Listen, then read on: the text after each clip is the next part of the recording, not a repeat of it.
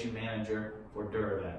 And today we're going to go over how to transition between single wall and double wall or various double wall thicknesses.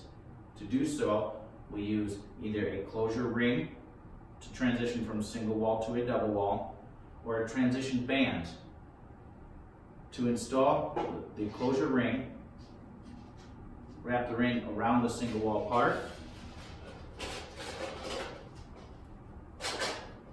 and tighten together with supplied hardware and seal around the upper part of the closure ring. Now I'll show you how to install a transition band, which is used to transition between different wall thicknesses or even single wall to a double wall. The transition band replaces a standard outer wall band and closes off the gap.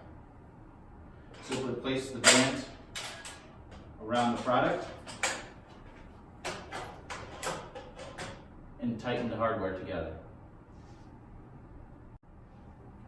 With these two products, you can now transition between single wall to double wall or various double wall to double walls.